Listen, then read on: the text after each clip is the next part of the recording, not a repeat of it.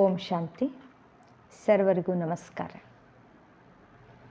ವಿಶ್ವದ ಪರಮ ಪವಿತ್ರ ಗ್ರಂಥವಾದಂತಹ ಭಗವದ್ಗೀತೆ ಇದು ಬರೀ ಹಿಂದೂ ಜನರಿಗೆ ಮಾತ್ರ ಸೇರಿದ್ದಲ್ಲ, ಸರ್ವ ವಿಶ್ವಕ್ಕೆ ಮಾರ್ಗದರ್ಶಕ ಗ್ರಂಥ ಆಗಿದೆ. ಸರ್ವರನ್ನು ಒಂದುಗೂಡಿಸುವಂತಹ ಏಕೇಶ್ವರ ಏಕದೇವೋಪಾಸನೆಯ ಸಂದೇಶ ಈ ಭಗವದ್ಗೀತೆಯಲ್ಲಿದೆ. ಭಗವದ್ಗೀತೆಯಲ್ಲಿ ಬರುವಂತಹ ಪರಮಾತ್ಮ ಜ್ಞಾನ, ಪರಮಾತ್ಮನ ಪರಿಚಯ, ಅದು ಎಲ್ಲ ಧರ್ಮದವ್ರಿಗೂ ಕೂಡ ದಾರಿ ದೀವಿಗೆ ಆಗಿದೆ. ಪ್ರಕಾಶ ಸ್ವರೂಪನಾದಂತಹ ಪರಮಾತ್ಮ ನಿರಾಕಾರ ಜ್ಯೋತಿ ಸ್ವರೂಪ. ಇಡೀ ಜಗತ್ತಿನವರಿಗೆಲ್ಲ ಪರಮಾತ್ಮ ಒಬ್ಬನೇ, ಸರ್ವಧರ್ಮದವ್ರಿಗೂ ಪರಮಾತ್ಮ ಒಬ್ಬನೇ. ಆ ದೇವರು ಒಬ್ಬನೇ ನಮಗೆಲ್ಲ, ಆ ಭಗವಂತನ ಮಕ್ಕಳು ನಾವೆಲ್ಲ. ಪರಮಜ್ಯೋತಿ ಪರಮಾತ್ಮನು ಒಬ್ಬನೇ ಜಗತ್ತಿಗೆಲ್ಲ. ನಾವೆಲ್ಲ ಆತ್ಮಜ್ಯೋತಿಗಳು. ಯಾರು ಈ ಜ್ಞಾನವನ್ನು ಅರ್ಥೈಸ್ಕೊಳ್ತಾರೆ ಅವರಿಗೆ ಭಾಷಾ ಭೇದಗಳಿಲ್ಲ, ಪ್ರಾಂತ ಭೇದಗಳಿಲ್ಲ, ಜಾತಿ ಭೇದಗಳಿಲ್ಲ, ಭೇದ ಭಾವಗಳು ಇಲ್ಲವೇ ಇಲ್ಲ. ಆ ದೇವರು ಒಬ್ಬನೇ ಸರ್ವರಿಗೆಲ್ಲ. ಆ ದೇವರ ಮಕ್ಕಳು ಜಗತ್ತಿನ ಜನರಲ್ಲ. ಹಾಗಾದರೆ ಇಲ್ಲಿ ಒಬ್ಬ ಭಕ್ತ ಈ ಜ್ಞಾನವನ್ನು ಅರ್ಥ ಮಾಡಿಕೊಂಡಂಥವನು ಕೇಳ್ತಾ ಇದ್ದಾನೆ, ದೇವನೊಬ್ಬ ನಾಮ ಹಲವು, ಭಕ್ತರೇನಿತೋ ಜಗದೊಳು, ಭಾವ ಒಂದೇ ಭಾಷೆ ಹಲವು, ನಮ್ಮಲೇಕೆ ಭೇದ ಭಾವವು. ನಾನು ಹಿಂದೂ, ನಾನು ಮುಸ್ಲಿಂ, ನಾನು ಕ್ರೈಸ್ತರೆಂಬ ಭೇದವು ನಾಳೆ ನಾಡುವಂತಹ ಮಕ್ಕಳಲ್ಲಿ ಈ ಜಗಳವು. ಬ್ರಹ್ಮ, ವಿಷ್ಣು, ರಾಮ, ಕೃಷ್ಣ, ಶಂಕರ ಎಲ್ಲರೂ, ಬುದ್ಧ, ಬಸವ, ಏಸು, ನಾನಕ್, ಪೈಗಂಬರ ಆ ಒಬ್ಬ ದೇವನ ಮಕ್ಕಳು. ಸರ್ವಧರ್ಮವನ್ನು ಬಿಟ್ಟು ದೇಹ ಧರ್ಮವನ್ನು ಸುಟ್ಟು ನಿರಾಕಾರ ಜ್ಯೋತಿ ಸ್ವರೂಪ ಪರಮಪಿತ ಪರಮಾತ್ಮ ಭಗವಂತನನ್ನು ನೆನೆಯುವ. ಪರಮಾತ್ಮನನ್ನು ಇಡೀ ಜಗತ್ತಿನ ಜನರು ಆರಾಧನೆ ಮಾಡ್ತಾರೆ, ಪೂಜಿಸ್ತಾರೆ. ಪರಮಾತ್ಮ ಎಲ್ಲಿದ್ದೀಯಾ ಅಂತ ಮಂದಿರ, ಮಸೀದಿ, ಚರ್ಚ್ಗಳನ್ನು ಹುಡುಕ್ತಾ ಇದ್ದಾರೆ. ತಮ್ಮ ಸಮಸ್ಯೆಗಳ ಸಮಾಧಾನವನ್ನು ಪರಮಾತ್ಮನಿಂದ ಬೇಡ್ಕೊಳ್ತಾ ಇದ್ದಾರೆ. ಅದು ಸಿಗ್ತದೆ ಎನ್ನುವಂಥ ಭರವಸೆ ಇದೆ. ಹಾಗಾದರೆ ಪರಮಾತ್ಮನ ಭರವಸೆ ಮಕ್ಕಳಿಗೇನಿದೆ? ಯಾವ ಆಶ್ವಾಸನೆಯನ್ನು ಭಗವಂತ ಕೊಡ್ತಾ ಇದ್ದಾನೆ, ಭರವಸೆ ಕೊಡ್ತಾ ಇದ್ದಾನೆ? What are the promises of god towards the human beings? ಅದು ಭಗವದ್ಗೀತೆಯಲ್ಲಿ ಬಹಳಷ್ಟು ಸುಂದರವಾಗಿ 1-2-3 ಶ್ಲೋಕಗಳಲ್ಲಿ ಹೇಳಲಾಗಿದೆ. ಭಗವದ್ಗೀತಾ ಅಧ್ಯಾಯ 9 ಶ್ಲೋಕ 34. ಭಗವಾನ್ ಈಶ್ವರ ಉವಾಚ್, ಮನ್ಮನಾಭವ ಮದ್ಭಕ್ತೋ ಮದ್ಯಾಜೀ ಮಾಂ ನಮಸ್ಕುರು, ಮಾಮವೇಶ್ಯಸಿ ಯುಕ್ತೈವ ಮಾತ್ಮಾನಂ ಮತ್ಪರಾಯಣಃ. ಪರಮಾತ್ಮ ಈಶ್ವರನಾದ ಜ್ಯೋತಿಸ್ವರೂಪ ಪರಮಾತ್ಮ ಹೇಳ್ತಾ ಇದ್ದಾರೆ, ಈಶ್ವರನಾದ ನನ್ನಲ್ಲಿಯೇ ಮನಸ್ಸುಳ್ಳವನಾಗು. ಪರಮಾತ್ಮ ಈಶ್ವರನಾದ ನನ್ನಲ್ಲಿ ಪ್ರೀತಿ ಉಳ್ಳವನಾಗು. ಪರಮಾತ್ಮ ಈಶ್ವರನಾದ ನನ್ನನ್ನೇ ಆರಾಧಿಸು. ನಿರಾಕಾರ ಜ್ಯೋತಿ ಸ್ವರೂಪನಾದ ಈಶ್ವರನಾದ ನನ್ನನ್ನೇ ನಮಸ್ಕರಿಸು. ಈ ರೀತಿ ನನಗೆ ಶರಣಾಗತಿಯನ್ನು ಹೊಂದು ನಾನೇ ಪರಮಗತಿ ಎಂದು ತಿಳಿದು ನಿನ್ನ ಮನಸ್ಸನ್ನು ನನ್ನಲ್ಲಿ ಇಡು. ಆಗ ನೀನು ಪರಮಾತ್ಮ ಈಶ್ವರನಾದ ನನ್ನನ್ನೇ ಹೊಂದುವೆ, ಪಡೆಯುವೆ. ಅಂದರೆ ಎಲ್ಲ ಕಡೆಯಿಂದ ಮನಸ್ಸನ್ನು ತೆಗೆದುಹಾಕಿ ಏಕಾಗ್ರ ಚಿತ್ತನಾಗಿ ಮನಸ್ಸಿನಲ್ಲಿರುವಂತಹ ಅನೇಕ ಸಂಕಲ್ಪಗಳನ್ನು ತೆಗೆದುಹಾಕಿ ವ್ಯರ್ಥ ನಕಾರಾತ್ಮಕ ಸಂಕಲ್ಪಗಳನ್ನು ಬಿಟ್ಟು ಸದಾ ಶ್ರೇಷ್ಠ ಸಂಕಲ್ಪಗಳನ್ನು ಮಾಡ್ತಾ ಶುಭ ಭಾವನೆ ಶುಭ ಕಾಮನೆಯನ್ನು ಮಾಡ್ತಾ ಈಶ್ವರನ ಚಿಂತನೆಯನ್ನು ಮಾಡಿದಾಗ ಈಶ್ವರನನ್ನು ಸರ್ವ ಸಂಬಂಧಗಳಿಂದ ಜೋಡಿಸಿದಾಗ ಬುದ್ಧಿಯೋಗವನ್ನು ಜೋಡಿಸಿದಾಗ ಆವಾಗದು ಮನ್ಮನಾಭವ ಅಂತ ಹೇಳ್ಬೋದು.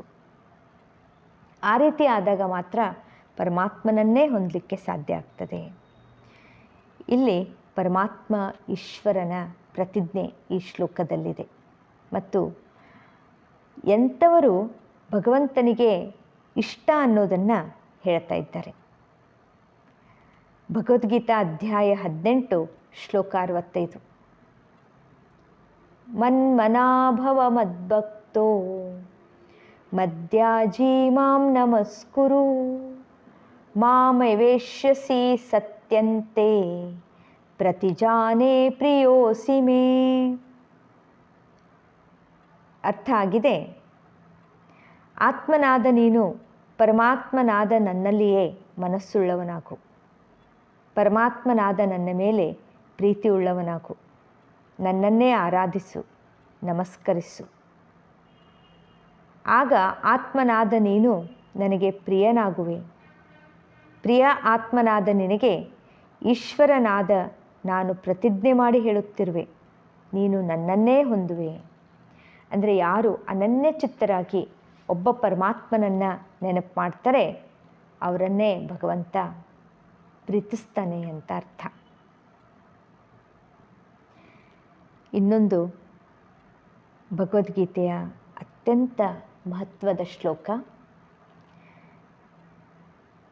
ಭಗವದ್ಗೀತಾ ಅಧ್ಯಾಯ 18 ಶ್ಲೋಕ 66.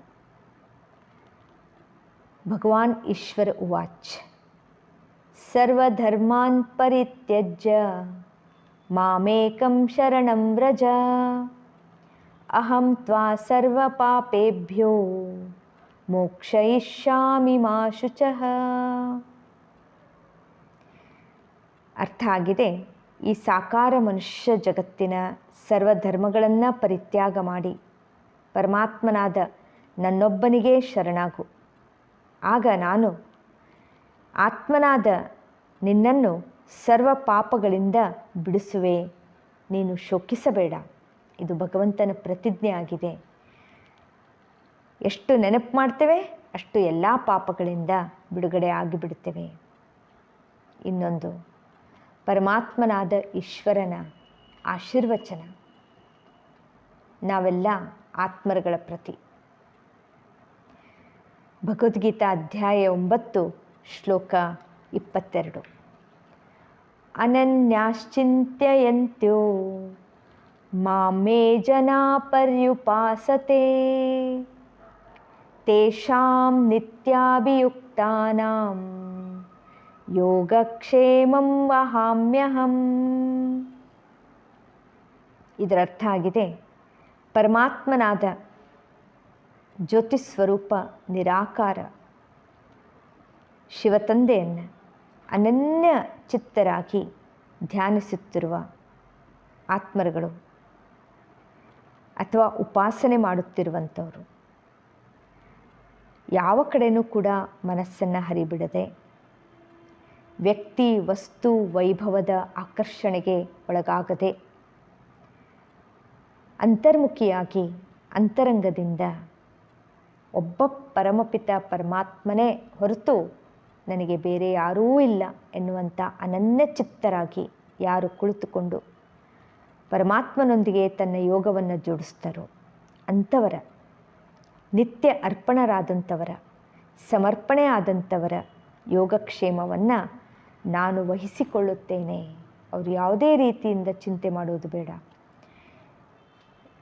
ಕರ್ಮಯೋಗಿಯಾಗಿ ಎಲ್ಲ ಕಾರ್ಯವ್ಯವಹಾರವನ್ನು ಮಾಡುತ್ತಾ ಗೃಹಸ್ಥದಲ್ಲಿದ್ದು ಎಲ್ಲ ಕರ್ತವ್ಯವನ್ನು ನಿಭಾಯಿಸುತ್ತಾ ಅನನ್ಯ ಚಿತ್ತ ಆಗಿ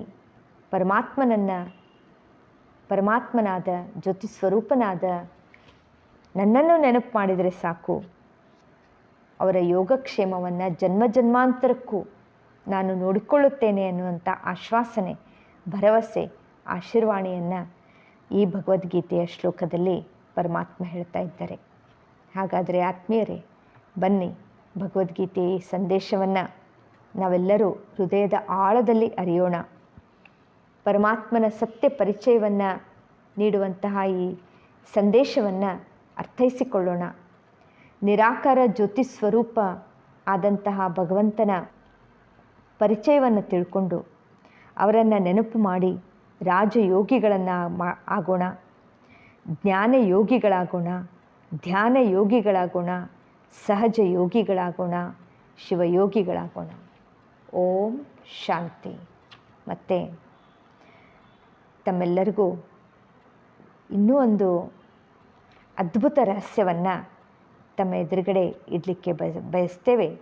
ಏನಂತಂದರೆ, ಆ ಜ್ಯೋತಿ ಸ್ವರೂಪನಾದಂತಹ ಪರಮಾತ್ಮ ಪರಮಧಾಮದಿಂದ ವೃದ್ಧ ಮಾನವನ ಶರೀರದ ಆಧಾರ ತೆಗೆದುಕೊಂಡು ಈ ಎಲ್ಲ ದೇವ ಜೀವ ಜಗತ್ತಿನ ಜ್ಞಾನದ ರಹಸ್ಯವನ್ನು ನಮ್ಮ ಎದುರುಗಡೆ ಇಡ್ತಾ ಇದ್ದಾರೆ.